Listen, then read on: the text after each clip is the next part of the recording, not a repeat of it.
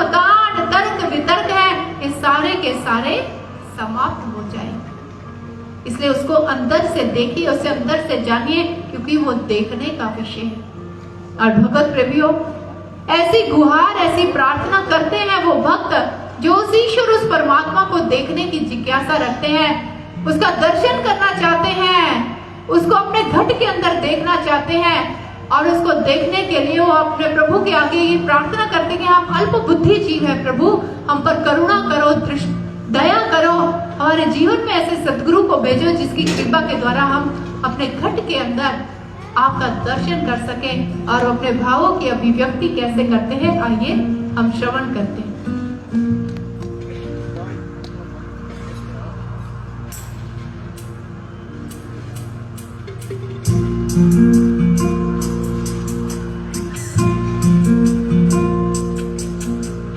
तुम हो एक गोचर सबके प्राणपति, किस विध मिलो दया में तुमको मैं कुमती।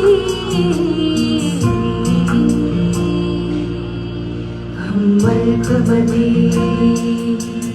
हम अल्पमति, तू है असीम सागर, हम तो बस बूंद भरे। क्या माप सकेगी भेद तेरी गहराई का। हम अल्पमति अनजाने, तुझे क्या जाने। तुझे अलग अगोचर को हम क्या पहचाने। हम अल्पमति, हम अल्पमति, हम अल्पमति अनजाने प्रभु, हम अल्पमति, हम अल्पमति अनजाने प्रभु, हम अल्पमति, हम अल्पमति अनजाने प्रभु, हम अल्पमति।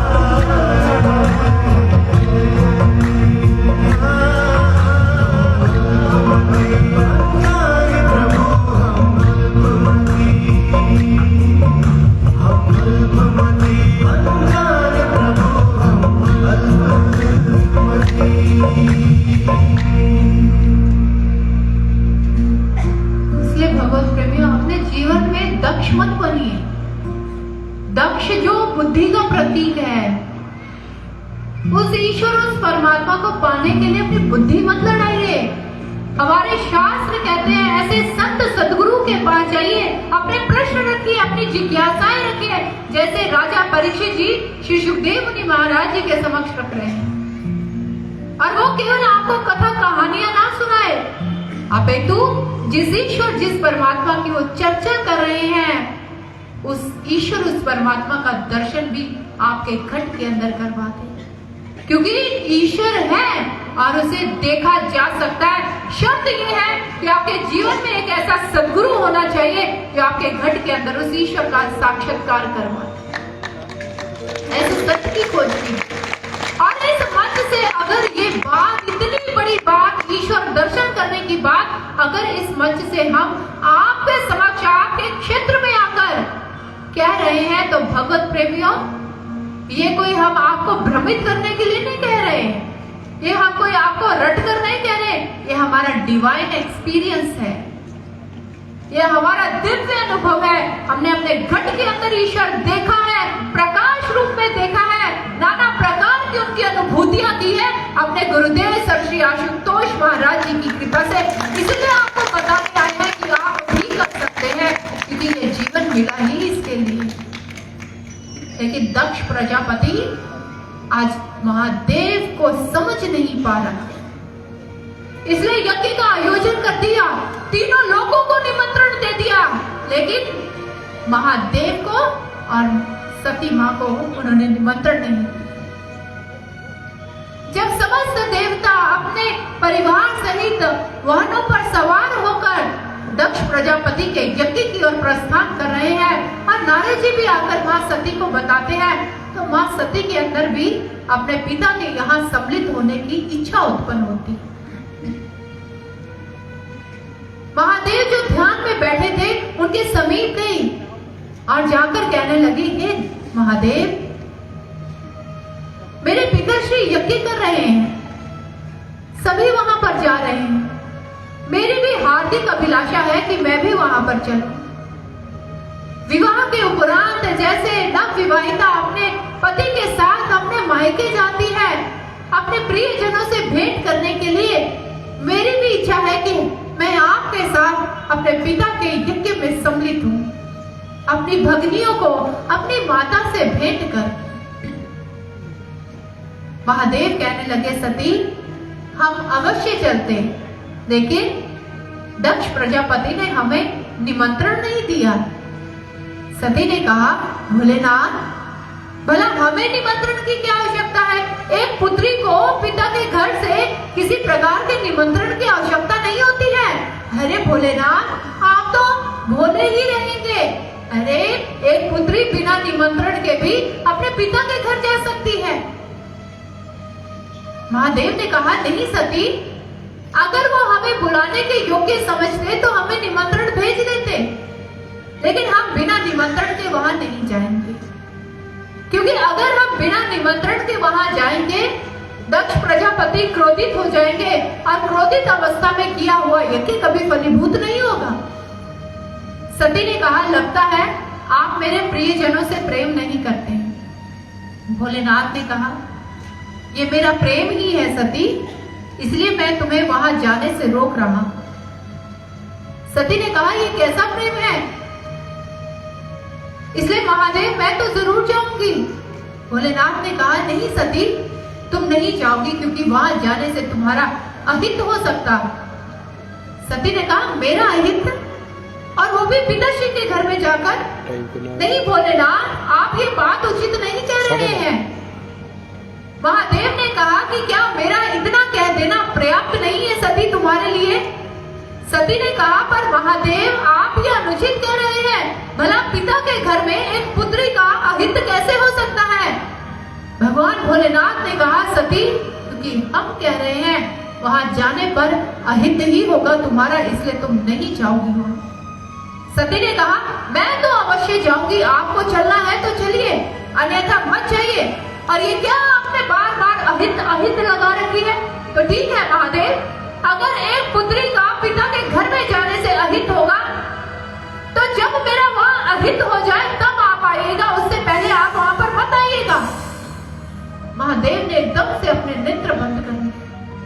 नहीं समझेगी सती। नंदी को बुलाया और कहा, जाओ नंदी, अपनी माता को ले जाओ, उसे अपने पिता के यज्ञ में सम्मिलित होने के लिए ले जाओ। और मां सती तैयार होती है और गणों के साथ जाने के लिए तत्पर हो जाती है। और जाते जाते महादेव को मुस्कुराते हुए कहती है, महादेव, मेरे पिता के घर में मेरा अहित कभी नहीं हो सकता, मैं शीघ्र ही लौट आऊंगा। सती चल पड़ती है अपने पिता के यज्ञशाला की ओर। दूर से ही वेद मंत्रों के उच्चारण की ध्वनियां सुनाई दे रही है। चहु और उस यज्ञ में सम्मिलित होने के लिए लोग आए हुए हैं। इधर दक्ष प्रजापति अपनी पत्नी प्रसूति के साथ यज्ञ में आहुतियां देने के लिए बैठा हुआ है कि तभी सती ने पीछे से आवाज लगाते हुए कहा, पिताश्री, आपकी लाडली पुत्री आ गई है, क्या आप उसके बिना ही यज्ञ करेंगे? जैसे ही दक्ष ने ये आवाज श्रवण की, अत्यंत क्रोधित हो जाता है, भ्रिकुटी बन जाती है और एकदम से अपनी मेघ जैसी वाणी का प्रयोग करते हुए कहने लगा, किसने निमंत्रण दिया कैलाश पर? किसने मेरी आज्ञा का उल्लंघन किया? सती द्रुत गति से आगे आते हुए कहने लगी, पिताश्री, आपको कोई गलती लग गई है। अरे उन्होंने आपके चरण छूकर आपको पाप करने से रोक दिया है। अगर वो आपके चरण छू लेते, आपके पैर छू लेते तो आप पाप के भागी बन जाते। अरे आप जानते नहीं, मेरे महादेव तो देवों के देव हैं, इस सृष्टि के भगवान हैं। जैसे ही दक्ष प्रजापति ने सुना, एकदम से कहने लगा, बस सती, बस, बहुत कर लिया ये प्रलाप, बस करो अपना ये प्रलाप। बिना निमंत्रण के आ गई हो और यहाँ आकर व्यर्थ का प्रलाप करती चली जा रही हो। सती ने हाथ जोड़ते हुए कहा, पिताश्री, उनकी उपस्थिति के बिना कोई यज्ञ पूर्ण नहीं होता है। अपने इस भ्रांति को दूर कीजिए और मेरे पति महादेव को भी इस यज्ञ में सम्मिलित होने के लिए निमंत्रण भेजिए। दक्ष प्रजापति ने कहा, बस सती, बस। दक्ष प्रजापति के इस यज्ञ पर, इसके द्रव्य पर, इसके हवन पर, यहाँ तक कि यज्ञ की जूठन पर भी तुम्हारे पति भोलेनाथ का कोई अधिकार नहीं। अरे उस भांड के साथ रहकर तुम भी नृत्य कला में पारंगत हो चुकी हो। सत्य ही कहा है किसी ने, नीच की संगति करके नीचता के गुण आ ही जाते हैं और तुम्हारे में भी वो सारे गुण दृष्टिगोचर हो रहे हैं।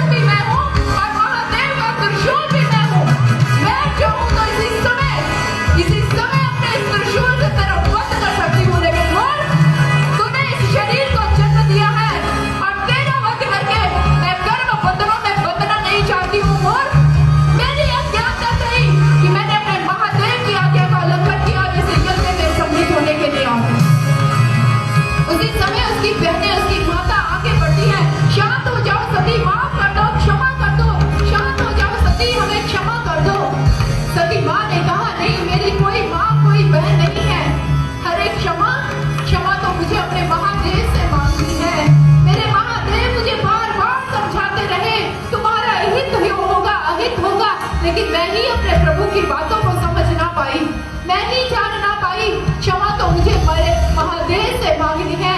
मैंने बहुत बड़ा अपराध कर दिया है। अरे मैंने इन कानों के द्वारा अपने महादेव की निंदा सुनी है। मैं इस शरीर को अब रख नहीं सकती हूँ। उसी समय माँ सती ने योगा अग्नि को प्रज्वलित किया और उस योगा अग्नि में अपने शरीर को भस्मीभूत कर, उनका शरीर उस योगा अग्नि में जल रहा है। इधर सारे गण त्राही त्राही कर उठे, नहीं माँ, आप हमें छोड़कर नहीं जा सकती हैं, आप इसी प्रकार से मत जाइए। अरे हम महादेव को क्या कहेंगे? अरे माँ सती आप ऐसा मत कीजिए। लेकिन योगा अग्नि के द्वारा माँ सती का सारा शरीर जल रहा है। नंदी एकदम से विवल हो गया, उसे समझ नहीं आ रहा था कि वो क्या करे। वो भागा भागा कैलाश की ओर जाता है, महादेव से कहता है, जागिए महादेव जागिए, अरे समाधि से जागिए महादेव। अरे माँ सती ने योगा अग्नि के द्वारा अपने आप को भस्मीभूत कर लिया है, जागिए महादेव। और इधर योगा अग्नि के द्वारा जब माँ सती अपने आप को भस्मीभूत कर रही थी और अपने भाव अपने महादेव के आगे अर्पित करते हुए यही कह रही थी, हे महादेव, जब जब मैं जन्म पाऊं तेरे ही चरणों में स्थान पाऊं प्रभु, मेरी अज्ञानता मेरी भूल को क्षमा कर देना। और इधर हमारे प्रभु की दिव्य दृष्टि खुल जाती है, तीसरा नेत्र खुल जाता है, विकराल रूप धारण कर लेते हैं और प्रभु क्रोधित अवस्था में तांडव करना प्रारंभ कर देते हैं। तांडव करते चले जा रहे हैं, करते चले जा रहे हैं और तांडव करते करते हमारे प्रभु ने अपनी जटा को उठाना और जोर से शिला पर पटक दिया। जैसे ही शिला पर पटका तो वीरभद्र उत्पन्न हो जाता है। जैसे ही वीरभद्र उत्पन्न हुआ तो उसने हाथ जोड़ते हुए कहा, क्या आज्ञा है महादेव, मेरे लिए आपकी, बोलिए महादेव, मुझे क्या कार्य करना है। उसी समय महादेव ने कहा, जाओ वीरभद्र जाओ, स्नान कर दो दक्ष प्रजापति का, शिरोछेदन कर दो, अगर कोई तुम्हारे मारने वाला बने तो उसे मारने चले जाओ, आज उस दक्ष प्रजापति का स्नान करना है तुम्हें। और इधर वीरभद्र अपने हाथों में खड़क लेके जग भरता हुआ दक्ष प्रजापति के यज्ञ स्थल की ओर चला जा रहा है, द्रुत गति के साथ जा रहा है। जो कोई भी उन्हें मार्ग में रोकने की चेष्टा कर रहा है वो उनका शिरोच्छेदन करता चला जा रहा है। सभी भयभीत हैं उनके विकराल रूप को देखकर, यत्र तत्र भाग रहे हैं, अपने प्राणों की रक्षा कर रहे हैं।